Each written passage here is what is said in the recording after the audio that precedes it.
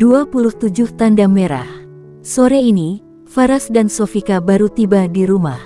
Sebuah pemandangan tak mengenakan sudah menunggu mereka. Siapa lagi kalau bukan Yura? Wanita itu sudah standby di ruang tamu dengan pongahnya. Yang membuka pintu tentu saja asisten rumah tangga, yang memang sengaja dikirim kedua orang tua Sofika untuk mengurus rumah selama mereka tidak ada.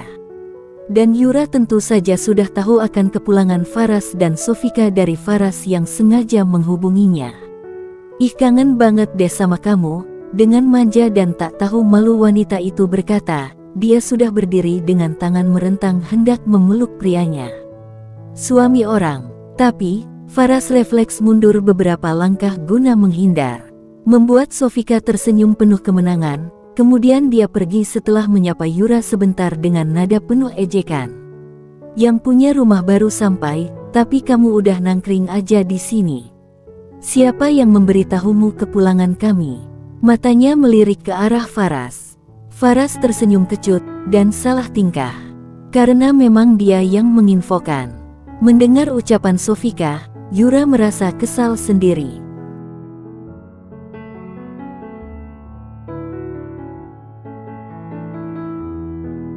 "Duduklah kembali," lembut Faras kepada Yura setelah Sofika tak ada, karena sudah masuk ke dalam kamarnya. Yura duduk dengan cemberut. "Stop memperlihatkan kemesraan di hadapan istriku, aku tak mau menyakitinya," ucap Faras dengan tatapan lembut dan nada bicara penuh sayang. Hahaha, rasanya Yura merasa geli sendiri mendengar perkataan Faras. Dia sampai tertawa, tak ingin menyakiti. "Hei, apa yang terjadi saat ini? Dengan adanya hubungan kita sudah menyakitinya tahu."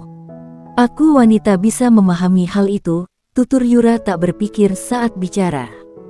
Kalau tahu sudah menyakiti, mengapa dia masih melakukannya? Malah sengaja datang untuk menggoda suami orang dan mengatakan cinta. Malah dengan pongahnya bangga karena menjadi wanita yang dipilih suami orang, bahkan merasa bangga karena suami orang itu lebih memilih dirinya. Ish, dasar dia tak tahu diri. Bodoh. Faras sendiri hanya mendesis mendengar perkataan Yura. Dan Yura mulai merajuk karena sebulan ini, Faras malah mematikan ponselnya. Faras beralasan ini sudah menjadi kesepakatan, bahwa selama dirinya masih terikat pernikahan dengan Sofika, maka dia akan menjadi suami yang baik dan memprioritaskan wanita itu.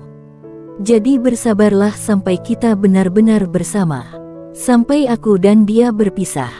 Aku mencintaimu, tutur Faras, tangannya mengusap penuh sayang pipi glowing Yura. Wanita pelakor itu tersenyum bahagia dengan ucapan lembut lelaki tak punya hati itu. Tanpa mereka tahu, Sofika melihat semuanya dari ambang pintu penghubung antara ruang tamu dan ruang keluarga. Bibirnya tersenyum kecut dengan pemandangan romantis yang tidak pernah dia rasakan. Ralat, saat di resort dia pun sempat melakukan banyak hal romantis bersama dengan Faras. Tapi, dirinya lah yang selalu mengungkapkan dan menunjukkannya. Bukannya Faras. Dengan berurai air mata, dia kembali ke dalam kamar. Matanya mulai terus-menerus berair.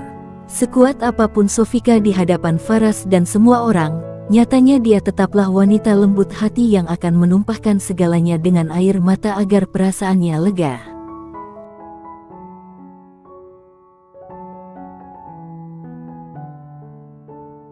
Dan hal yang lebih mengejutkan pun datang pada malamnya.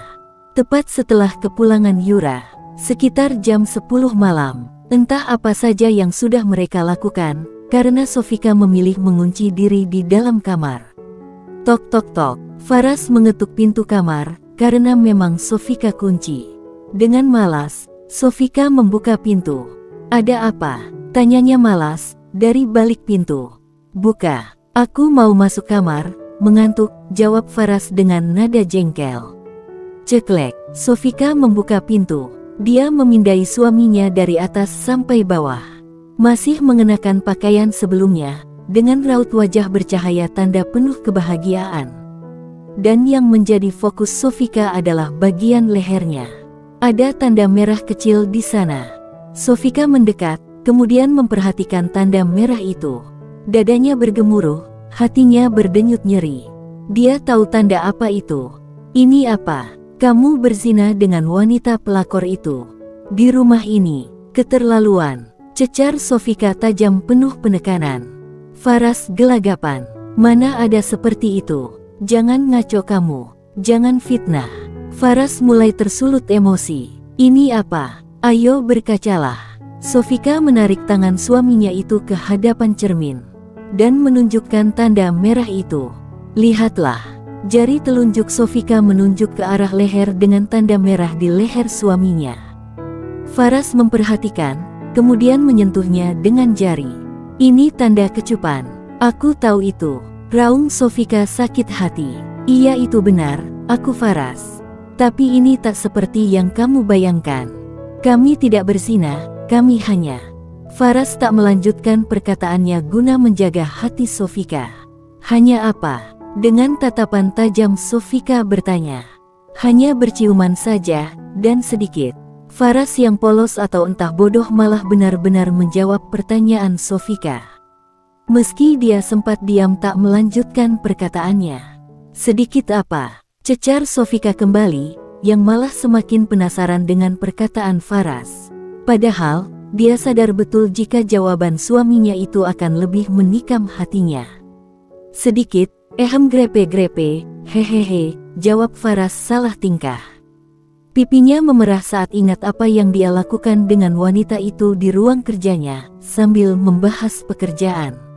Sofika mundur 2 langkah. Dia kecewa.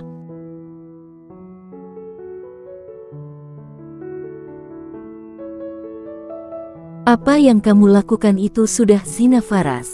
Meski kalian tidak sampai melakukan itu, tetap saja itu zinan. Ternyata kamu tak sebaik yang aku kira. Aku kecewa, lirih Sofika dengan mata berair dan bibir tersenyum getir. Maafkan aku Vika, aku. Faras mengakui dalam hati, kalau Yura terlalu agresif dan terus menggodanya. Hanya tinggal 4 bulan lagi, tunggulah Faras. Lirih Sofika, kemudian dia naik ke atas tempat tidur dan memilih menggulung dirinya dengan selimut. Faras diam membeku mendengar semua perkataan Sofika. Dia sadar telah salah dan menyakiti istrinya. Setelah mandi, Faras naik ke atas tempat tidur dan ikut masuk ke dalam selimut. Tanpa dia sadari dia sudah terbiasa tidur dengan memeluk tubuh besar istrinya itu. Hangat dan nyaman itu yang dia rasakan. Sofika tak menolak meski sangat marah. Dia pun nyaman dalam dekapan suaminya. Tekadnya semakin kuat untuk mendepak wanita itu, sebelum suaminya benar-benar meninggalkan dirinya demi wanita pelakor. Paginya, Faras lagi-lagi bangun keduluan Sofika. Dia mencari istrinya dan bertanya kepada asisten rumah tangga. Bi, Vika di mana ya? Tanya Faras dengan santun kepada Bi Halimah, asisten rumah tangga yang usianya 55 tahun itu. Oh Bu Vika lagi lari pagi Pak, tadi titip pesennya kayak gitu, jawab Bi Halimah dengan sopan. Faras manggut-manggut dan tersenyum. Terima kasih, Bi. Dia memilih menuju ke ruang makan dan sarapan sendiri.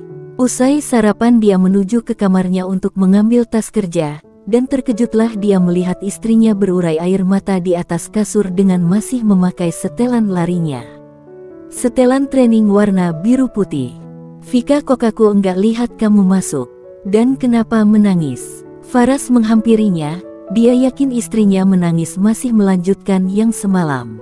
Maafkan aku ya, aku pasti yang udah bikin kamu menangis. Lanjut Faras dengan penuh sesal. Apaan sih kamu, kepedean banget, ketus Sofika.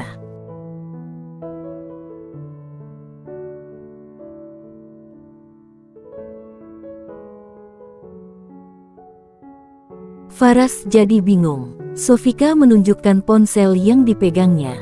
Apa ini? Tanya Faras. Aku menangis karena melihat berita ini. Banyak anak-anak tak berdosa yang dibombardir Israel karena mereka ingin merebut tanah air tempat tinggal anak-anak itu. Mereka sudah membuat banyak dalih agar disebut mempertahankan diri, padahal nyatanya mereka penjajah. Sofika berkata dengan menggebu-gebu. Faras baru paham, rupanya istrinya menangis karena berita perang yang sedang melanda Timur Tengah saat ini. Iya, kita doakan saja agar para pejuang menang dan memberdayakan negara mereka dari penjajah itu. Kita juga bisa bantu donasi dan doa untuk mereka, tutur Faras. Sofika mengangguk, merasa senang karena ternyata suaminya mendukung juga. Tapi perkataan Faras selanjutnya membuat Sofika kehilangan senyuman dan kebahagiaan. Hari ini aku akan pergi untuk urusan pekerjaan. Ada proyek besar di negara X, dan kemungkinan aku akan 2 bulan tinggal di sana, ucap Faras yang membuat Sofika terkejut. Dia ingin ikut. Kamu pergi dengan siapa? Tanya Sofika. Dengan Yura, dia kan sekretaris sekaligus, ucapan Faras terjeda oleh perkataan Sofika. Sekaligus wanita simpanan kamu, ketus Sofika dengan kedua tangan saling meremas. Cek, dia sekretarisku. Jadi harus ikut kemanapun kami pergi untuk urusan pekerjaan, timpal Faras. Sofika tersenyum kecut.